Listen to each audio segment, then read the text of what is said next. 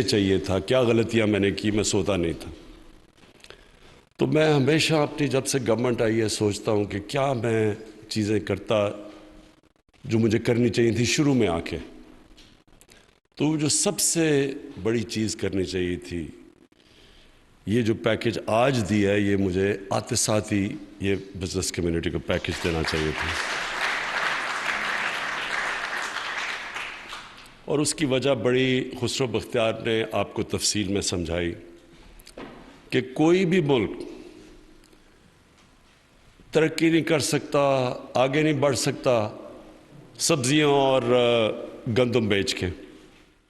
ملک آگے بڑھتے ہیں انڈسٹریل بیس کے اوپر، اور جتنی جتنی وہ انڈسٹریز اور زیادہ سوفسٹیکیٹڈ ہوتی جاتی ہیں اور ان کی پروڈکٹیوٹی بڑھتی جاتی ہے، انوویشن ہوتی جاتی ہے، اتنا ہی وہ ملک کے اندر دولت اس کی بڑھتی جاتی ہے۔ تو کبھی بھی ایک ملک مینوفیکچرنگ بیس کے بغیر اور انڈسٹری کے بغیر وہ کبھی ایک عظیم ملک نہیں بن سکتا۔ تو ہمارا ملک آج سے 50-55 سال پہلے بڑی تیزی سے آگے بڑھ رہا تھا، ہماری انڈسٹریل پروڈکشن آگے بڑھ رہی تھی، ہمارا ڈائریکشن ٹھیک تھا، اور بدقسمتی سے وہ جو 70s کی نیشنلائزیشن ہوئی، اس نے یہ جو ساری ہماری گروتھ تھی اور یہ جو ملک کی ٹریجیکٹری تھی وہ چینج کر کے رکھ دی۔ اور آپ یقین کریں ہم نے کبھی ریکوری نہیں کیا اس سے، کیونکہ ہمارے اندر کبھی سمجھ ہی نہیں، یہ جو ہماری گورنمنٹس آئیں وہ ڈیوورس تھی کہ ملک کا کدھر ڈائریکشن ہونا چاہیے اور گورنمنٹ کا ڈائریکشن کدھر تھا، یہ دو بالکل مختلف تھے۔ ملک تب آگے بڑھتا ہے جب ملک کے اندر ویلتھ کریشن ہوتی ہے، جب تک ویلتھ کریشن نہ ہو ملک کیسے بڑھ سکتا ہے آگے؟ گورنمنٹس ادھر آ گئیں کہ وہ ویلتھ کریشن کے خلاف تھی، اچھا جی یہ نفع زیادہ بنا رہا ہے تو ان کو ذرا ہم سیدھا کرتے ہیں۔ پروفٹ میکنگ کے خلاف جب ایک گورنمنٹ کی پالیسیز بن جاتی ہیں اور ایک انڈسٹری کو پروفٹ نہیں بنانے دیتی تو وہ انڈسٹری تو کبھی بڑھ ہی نہیں سکتی، نہ وہاں انویسٹمنٹ آ سکتی ہے۔ انویسٹمنٹ تو ایسے ہے جیسے شہد کے اوپر مکھیاں آتی ہیں، جب ایک پروفٹ بنتا ہے، جب وہ دوسرے انویسٹرز دیکھتے ہیں ان کو، وہ خود ہی دیکھ لیتے ہیں کہ اچھا ادھر منافع ہے، وہ سیدھے اس ایریا کے اندر انویسٹ کرتے ہیں۔ تو جب ایک گورنمنٹ کی پالیسی بن جائے انویسٹمنٹ کے خلاف اور پروفٹ میکنگ کے خلاف، جو کہ ایک سوشلسٹ مائنڈ سیٹ تھا، اور وہ ہوا پاکستان میں، تو ہمارا ملک کو جانا کہیں چاہیے تھا اور ہم نکل کہیں اور گئے۔ تو یہ تو ہم نے شروع سے ہی فیصلہ کیا تھا کہ ہم نے آتے ساتھ ہی انڈسٹریلائزیشن کے اوپر توجہ دینی ہے، اور وہ بھی ایکسپورٹ اورینٹیڈ انڈسٹری کے اوپر۔ لیکن جو ہم نے ایمنسٹی دی پہلی، میں اب دیکھتا ہوں کہ ہمیں وہ اس طرح اوپن ایمنسٹی نہیں دینی چاہیے تھی، ہمیں اس کو ڈائریکٹ کرنا چاہیے تھا جو اب ہم کر رہے ہیں انڈسٹری کے اوپر، کہ صرف ادھر آپ کو، کیونکہ بدقسمتی سے ہماری انفارمل اکانومی بہت بڑی ہے، تو ہمیں اس کو فارملائز کرنے کے لیے انڈسٹری میں ڈائریکٹ کرنا چاہیے تھا۔ تو اس سے کیا ہونا تھا کہ ہماری انڈسٹریلائزیشن بھی ہونی تھی، پیسے بھی آ جا رہے تھے ہمارے، پیسہ تو ہے پاکستان میں۔ اور پھر جو پرابلم آتا ہے پاکستان کا کرنٹ اکاؤنٹ ڈیفیسٹ کا، ڈالرز کی شارٹیج ہو جاتی ہے، کبھی بھی ہم نے ایکسپورٹس کے اوپر توجہ ہی نہیں دی۔ میں نے کل اپنی تقریر میں ایک گراف دکھایا تھا کہ 2000 کے اندر Vietnam, Rwanda, China, India, Pakistan, Bangladesh, اس گراف میں 20 سال کے اندر سب کے سامنے روانڈا سب سے تیزی سے اوپر جا رہا ہے ایکسپورٹس پہ، ویتنام بڑی تیزی سے اوپر جا رہا ہے، ہندوستان، بنگلہ دیش اور چائنا اس سے بھی تیز، سب سے نیچے پاکستان ہے۔ ہماری ایکسپورٹس ہی نہیں بڑھی، جو تھوڑی سی مشرف کے دور پہ بڑی تھی وہ بھی لیول آؤٹ کر گئی۔ تو جب ملک کی ایکسپورٹس ہی نہیں بڑھے گی تو ڈالر کا تو کرائسس ہر تھوڑی دیر کے بعد آ جائے گا۔ جب اکانومی بڑھنے لگتی تھی ہمارے ڈالرز کی کمی ہوتی تھی، کرنٹ اکاؤنٹ ڈیفیسٹ ہوتا تھا، ہمیں IMF کے پاس چلے جانا پڑ رہا تھا۔ تو کوئی لانگ ٹرم پلاننگ پاکستان کی نہیں تھی کہ ہم کیسے اس ٹریپ پہ سے نکل سکتے ہیں کہ ہر تھوڑی دیر کے بعد ہمارے پاس IMF کے پاس جانا اس لیے پڑے کہ ہمارا ریزروز کم ہو گئے ہیں، ڈالرز ہمارے پاس نہیں ہیں. تو اس لیے یہ جو پالیسی ہے اس کے دو پہلو ہیں. ایک تو ہم نے صرف ان جو پیسہ پڑا ہوا ہے اس ملک کے اندر، جو پلاٹس کے اندر پڑا رہتا ہے، لوگ پروڈکٹیو استعمال نہیں کرتے، اس پیسے کو ڈائریکٹ کر دیا انڈسٹری کی طرف.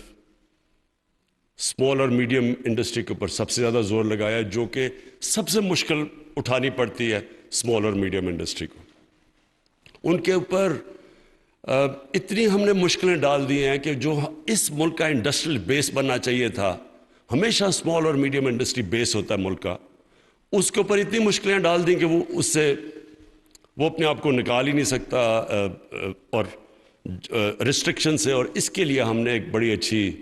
اسمال اور میڈیم انڈسٹری کے لیے پالیسی لے کے آئے ہیں، جس کے اندر ہم ان کی جو بھی ریگولیشنز ہیں وہ ہم گلوٹین کر رہے ہیں، کم کر رہے ہیں، ان کے اوپر جو چیکس ہیں وہ ختم کر رہے ہیں، آسانیاں پیدا کر رہے ہیں ان کے لیے. آپ دیکھیں گے کہ ایز آف ڈوئنگ انڈیکس جب بھی اب پاکستان کا میجر ہوگا، آپ انشاءاللہ دیکھیں گے کہ پاکستان اب بڑی تیزی سے اوپر چلا جائے گا، کیونکہ ہم نے بڑی چیزیں ختم کر دی ہیں، ریگولیشنز جو کہ رکاوٹ بنی ہوئی تھی. دوسرا، ہم نے سکھ انڈسٹری، اب اتنی ہماری انڈسٹری پڑی ہوئی ہے، کیونکہ اگر آپ نئی انڈسٹری لگاتے ہیں تو پھر بھی تھوڑا سا ٹائم لگتا ہے، لیکن جو انڈسٹری سکھ ہوئی ہے وہ پورا پاکستان کے کیپٹل ضائع ہو رہا ہے. تو اس کے لیے ہم نے انسینٹیوائز کر دیا کہ سکھ انڈسٹری میں بھی آپ پیسہ ڈالیں گے تاکہ ہماری انڈسٹریل گروتھ بڑھے. اور پھر جو اوورسیز پاکستانیز، دیکھیں میرا سب سے زیادہ تجربہ اوورسیز پاکستانیز کے ساتھ ڈیل کرنے کا ہے. میں کرکٹ کے زمانے سے اوورسیز پاکستانی ساری دنیا میں کمیونٹیز جانتا تھا. پھر شوکت خانم بنانا شروع کیا تو اس کے لیے سب سے زیادہ میری مدد اوورسیز پاکستانیز نے کی. تو میں ہر دنیا کے جدھر اوورسیز پاکستانی سے وہاں جاتا تھا پیسے اکٹھے کرنے کے لیے. تو مجھے ان کا پھر بزنس کمیونٹی کا بھی آئیڈیا ہو گیا، وہاں جو لوگ کام کرتے تھے. اور میں 30 سالوں کی بات کر رہا ہوں جب سے میں نے پیسے اکٹھے کرنے کیے شوکت خانم کے لیے. تو میں نے دیکھا آہستہ آہستہ چھوٹا بزنس مین بڑا بزنس مین بنتا گیا، اور ان سے پھر مجھے آئیڈیاز آئے کہ وہ کیوں نہیں پاکستان میں بزنس کرتے، کیوں نہیں انویسٹ کرتے آ کے پاکستان میں. تو ادھر سے مجھے آئیڈیا ہوا کہ ہم نے سب سے بڑا جو اپنا اثاثہ ہے اوورسیز پاکستانی، ان کے لیے کتنی رکاوٹیں ہم نے پیدا کی ہوئی ہیں، ہر وقت ان کو مشکل رہتی ہے. پھر ایک کانٹریکٹ انفورسمنٹ، اگر ان کا کوئی انویسٹ کرتے ہیں پیسہ اور کانٹریکٹ جو پارٹنر ہے، جو مسئلے آتے ہیں ہمارے پاس، ان کے پاس رل جاتے ہیں عدالتوں کے اندر. تو یہ ساری چیزیں پھر مجھے تب سے یاد ہے کہ ان کے وہ پھر آخر میں تنگ آ کے پلاٹ کے اندر پیسے ڈال دیتے تھے، پھر پتہ چلا پلاٹ کے اوپر قبضے ہو جاتے تھے. تو یہ ساری چیزوں کے لیے ہماری گورنمنٹ نے آتے ساتھ ہی ایکشن لیے. قبضہ گروپ کے اگینسٹ ہم نے ایکشن لیے ہیں. ہم نے اب اسپیشل اوورسیز پاکستانیز کے لیے کورٹس بنا دیے ہیں. ان کے لیے مسلسل ہم آسانیاں پیدا کرتے رہے ہیں. اور اب ہم ان کو یہ دعوت دے رہے ہیں کہ وہ پاکستان کے اندر جب انویسٹ کریں گے تو 5 سال کا ان کو ٹیکس ہالیڈے ملے گا، نو کوسچنز آسکڈ ہوگا. اور اگر وہ آپ کے ساتھ پاکستان کی کسی بھی انڈسٹری کے ساتھ JV کریں گے، جوائنٹ وینچر کریں گے، تو تب بھی دونوں کے لیے، یعنی جو پاکستانی انڈسٹری بھی ان کے ساتھ مل کے جوائنٹ وینچر کرے گی اور اوورسیز، تو ان کے لیے 5 سال کا ٹیکس ہالیڈے کر دیا. کوشش اس کی یہ ہے کہ باہر سے ہم کیپٹل اٹریکٹ کریں. اوورسیز پاکستانیز کے پاس جتنا پیسہ ہے اس کا صرف ابھی ایک چھوٹی سی رقم آ رہی ہے پاکستان میں. اور یہ جو ابھی بات کی، ہم نے ان کو تھوڑا سا ریمیٹنسز میں انسینٹیوائز کیا ہے، تو آج ریکارڈ ریمیٹنسز $30 ارب سے اوپر آ چکی ہیں پاکستان میں. ہم نے صرف تھوڑے انسینٹیوز دیے ہیں. تو جب ہم ان کے لیے اب یہ ٹیکس ہالیڈیز کر رہے ہیں اور انشاءاللہ اور بھی ان کے لیے آسانیاں پیدا کر رہے ہیں، تو جیسے اگر ان کو اعتماد ہو گیا کہ وہ اپنا کیپٹل لا سکتے ہیں انویسٹ کرنے کے لیے انڈسٹری میں، تو اصل میں یہ ملک جو ٹیک آف کرے گا انڈسٹریلی،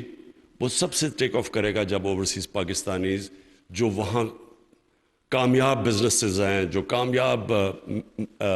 انڈسٹریز جنہوں نے لگائی ہوئی ہیں، جب وہ اپنا پیسہ لے کے آئیں گے اور یہاں انویسٹ کریں گے، کیونکہ ان کے پاس سکلز بھی ہیں، ان کے پاس کیپٹل بھی ہے، صرف کانفیڈنس چاہیے ان کو اور انسینٹیوز چاہیے، تو ہم نے پھر یہ صرف اپنی انڈسٹری کے اندر لوگوں کو انویسٹ کرنے کے لیے دعوت نہیں دے رہے، آج ہم اوورسیز پاکستانیز کو بھی پورا موقع دے رہے ہیں کہ آپ بھی اپنا پیسہ لے کے آئیں اور پاکستان کے اندر انویسٹ کریں۔ آپ کو سب کو پتہ ہونا چاہیے کہ جب چائنا اور انڈیا، جب انہوں نے اپنی اکانومی کھولی تھی اور جب ایک دم ان دونوں کی 90 کی دہائی میں شروع ہوئی تھی ان کی گروتھ، تو دونوں نے سب سے زیادہ اپنے جو ایکسپیٹریٹ کمیونٹی تھی، اوورسیز چائنیز اور اوورسیز انڈینز، ان کو انہوں نے دعوت دی تھی کہ اپنے ملک میں سب سے پہلے انہوں نے انویسٹ کیا تھا، پھر باہر کے انویسٹرز آئے تھے۔ تو ہمارا بھی جو ہمیں کرنا چاہیے تھا اب تک، اتنی بڑی ہمارے 90 لاکھ اوورسیز پاکستانی ہیں، ان میں ہر قسم کے پروفیشنز ہیں، ہر قسم کے انٹرپرینورز ہیں، بزنسز ہیں، تو ہم ان کو ابھی تک ہم کامیاب نہیں ہوئے ان کو اس ملک میں لانے کے لیے۔ تو یہ انڈسٹریل پالیسی ان کے لیے بھی ہے، پاکستان کے اندر بھی اسمال اور میڈیم انڈسٹری کو انسینٹیوائز کرنے کے بھی ہے، اور انشاءاللہ جو کہ ابھی تک نہیں ہوا، جس لیول کی انڈسٹریلائزیشن ہونی چاہیے تھی اس کے لیے بھی ہم نے بڑا قدم اٹھایا ہے۔ اور آخر میں جو سب سے پہلے، جس طرح میں سوچتا ہوں کہ مجھے آتے ساتھ ہی کیا کرنا چاہیے تھا، ایک تو یہ انڈسٹری کے لیے صرف ایمنسٹی دینی چاہیے تھی، انڈسٹری کے لیے انویسٹمنٹ کے لیے، اور دوسرا جو آئی ٹی ہے، انفارمیشن ٹیکنالوجی، ہندوستان کہاں سے کہاں پہنچ گیا، اور ہم دیکھیں کہ ہماری ان کے مقابلے میں خیال میں ان کے 140 ارب ڈالر ایکسپورٹ ہے آئی ٹی کی، اور ہم ابھی 70% ایکسپورٹ بڑی ہے ہمارے آتے ہوئے، لیکن وہ کچھ بھی نہیں ہے، مشکل سے 4 ارب ڈالر بھی نہیں ہے، یہ کچھ نہیں ہے۔ اور اس کی وجہ یہ ہے کہ ہم نے اپنے فری لانسرز کو، اپنی آئی ٹی کمپنیز کو انسینٹیوائز ہی نہیں کیا، ہم نے ان کو ایسے رکھا جیسے عام انڈسٹری کو ہم ٹریٹ کر رہے ہیں۔ آئی ٹی انڈسٹری بالکل مختلف ہے، اس کی ریکوائرمنٹس مختلف ہے، ان کے انسینٹیوز مختلف ہیں، تو یہ پہلی دفعہ اب ہم نے ان کو پوری طرح انسینٹیوائز کیا، اپنے انفارمیشن ٹیکنالوجی کے سیکٹر کو، کمپنیز کو بھی، فری لانسرز کو بھی ہم نے پوری طرح اب انسینٹیوائز اور چھوٹ دی ہے، کیونکہ یہاں تو ایک ینگ پاپولیشن ہے، ہماری دنیا میں دوسرے نمبر پہ سب سے نوجوان آبادی ہے، اور یہ آئی ٹی کے لیے یہ تو سب سے بڑی ریکوائرمنٹ ہے۔ ہاں ہم نے اور بھی کام کرنا ہے، ہم نے آئی ٹی پروفیشنلز کے لیے بوٹ کیمپس کرنے ہیں، ہم نے ان کے لیے اپنے یونیورسٹیز میں بھی سلیبس چینج کرنے ہیں، یعنی ہم نے ان کو اور بھی مدد کرنی ہے، لیکن سب سے امپورٹنٹ چیز کہ جب ہم ان کو انسینٹیوائز کریں گے اور ان کو بریکس دیں گے، تو جو سب سے تیزی سے سیکٹر آگے بڑھے گا وہ انشاءاللہ ہمارا آئی ٹی سیکٹر ہوگا۔ میں آخر میں یہ امید رکھتا ہوں کہ جو ہم اپنی پوری کوشش کر رہے ہیں اپنے ملک کو اپنے پیر پہ کھڑے کرنے کے لیے، پاکستان کی بزنس کمیونٹی پوری طرح ہماری مدد کرے گی، اس میں پارٹنرز بنے گی، کیونکہ دیکھیں جب فارن پالیسی جو ایک ملک کی ہوتی ہے، اس کے اوپر ایک آزاد اور خود مختار اور ایک غیرت مند فارن پالیسی کے لیے یہ ضروری ہوتا ہے کہ ملک اپنے پیر پہ کھڑا ہو۔ جو ملک ہاتھ پھیلا کے پھرتا ہے، کبھی ادھر قرضے مانگ رہا ہے، کبھی ادھر سوچ رہا ہے کہ کوئی ہمیں ایڈ دے گا، اور ایڈ کی وجہ سے جو اپنی فارن پالیسی چینج کر دیتا ہے، دوسروں کی جنگوں میں شرکت کر دیتا ہے، فارن پالیسی بنا دیتا ہے جو کہ اپنے ملک کے لوگوں کے مفادات کے خلاف ہے، کیونکہ وہ اپنے پیر پہ نہیں کھڑا، یہ یاد رکھیں ان کی دنیا عزت نہیں کرتی۔ دنیا اللہ کا ایک قانون ہے، جب سے اس نے دنیا بنائی ہے، کہ اللہ سے جب آپ مانگتے ہیں تو اللہ خوش ہوتا ہے، لیکن جب انسان کے سامنے آپ ہاتھ پھیلاتے ہیں تو اس کو ترس تو آپ کے اوپر آ جائے گا، لیکن آپ کی عزت نہیں کرے گا۔ وہ قوم جو اپنی عزت نہیں کرتی، دنیا اس کی عزت نہیں کرتی۔ اور یہ پھر سے میں یہ کہتا ہوں کہ جب تک ہم وہ قوم جس میں اللہ نے ہر قسم کی نعمت دی ہے، پاکستان میں کسی چیز کی کمی نہیں ہے، لیکن ہم نے کبھی اپنے پیر پہ کھڑے ہونے کی کوشش ہی نہیں کی. آسان چیز تھی, ایڈ لے لو, اچھا جی وہ افغان جہاد میں شرکت کر لو کیونکہ وہ اسے پیسے آ رہے ہیں, اور ضیاء الحق کہہ رہے جی یہ پی نٹس, ساری قوم بڑی خوش ہو رہی جی پی نٹس, یعنی کہ اور پیسے دو تو ہم جنگ لڑیں گے. اور پھر دوسری باری آتی ہے تو وہی لوگ, پہلے ہم جہاد کرتے ہیں اور بڑا جی جہاد, روسی آئے ہوئے تو جہاد کرنا بڑی اچھی چیز ہے. 11 سال کے بعد جب امریکی افغانستان میں آتے, اب جی جہاد دہشت گردی بن گئی ہے. صرف تبھی پیسے مل رہے تھے, ابھی پیسے مل رہے. دیکھیں تو پھر جو ذلت ہمیں اٹھانی پڑی, پھر ہمیں امریکہ کو تو برا بنا نہیں کہنا چاہیے, ہم نے خود اپنے آپ کو ذلیل کیا ہے, اپنے لوگ بھی مروائے, اپنا سب کچھ کیا, صرف اس لیے کہ ہم بجائے تکڑے فیصلے کریں اپنے پیر پہ کھڑے ہونے کے, ہم آسان راستہ لے لیتے ہیں, شارٹ کٹ لے لیتے ہیں. کوئی زندگی میں شارٹ کٹ نہیں ہوتا. آپ نے اگر اوپر جانا ہے محنت کریں, آپ اپنی غلطیاں دور کریں, سیکھیں اپنی ماضی سے کیا غلطیاں کی ہیں. اور سب سے بڑی ہم نے غلطی کی کہ ہم نے کبھی اپنی ایکسپورٹس کو زور نہیں دیا. کبھی بھی ملک جس کی ایکسپورٹس ہی نہیں بڑھ رہی, ادھر اس نے کیسے اپنے پیر پہ کھڑا ہونا ہے. مہاتر محمد نے مجھے کبھی نہیں بھولتا, پہلی دفعہ 20 سال پہلے ملا تو میں نے ان سے جب پوچھا کہ کیسے ملیشیا ہمارے سے کوئی مقابلہ ہی نہیں کر سکتا تھا پاکستان اور ملیشیا کا آج سے 50 سال پہلے. میرے ساتھ HSN کالج میں ان کے شہزادے آگے پڑھا کرتے تھے, وہ سوچ نہیں کوئی سکتا تھا کہ پاکستان کہاں ملیشیا کا. تو اس نے کہا کہ ہم صرف پہلے ٹن اور ربر بیچتے تھے دنیا کو. ہم نے کہتا میں نے شروع کی الیکٹرانکس ملیشیا میں, پہلے ایک کاٹیج انڈسٹری بنا کے گھروں کے اندر ہم نے کہا اچھا جی تم اسمبلی پلانٹس لگا لو, انسینٹیوائز کر دیا. وہ گھروں سے شروع ہوئے اسمبلی پلانٹس الیکٹرانکس کے, اور وہ 10 سال کے بعد $80 ارب کی ان کی ایکسپورٹس ہو گئی الیکٹرانکس کی. تو ہم نے تو کبھی کسی نے یہ سوچا نہیں کہ ہم صرف ٹیکسٹائل کے اوپر تو ملک نے نہیں اوپر جانا. تو انشاءاللہ جو ہماری اب پالیسی چینج ہے, لانگ ٹرم پالیسیز ہیں, اس کے اندر جو بیس ہوگا, میں صرف اس لیے آج آپ سب کو, میں نے خسرو بختیار کو اور رزاق داؤد کو کہا کہ دعوت دیں ہماری چیمبرز کو, بزنس کمیونٹی کو, تاکہ ہم آپ کو واضح کر دیں کہ ہمارا اب ڈائریکشن کیا ہے. ہم نے انڈسٹریلائز کرنا ہے پاکستان کو, ہم نے ہر قسم کے انسینٹیوز دینے ہیں,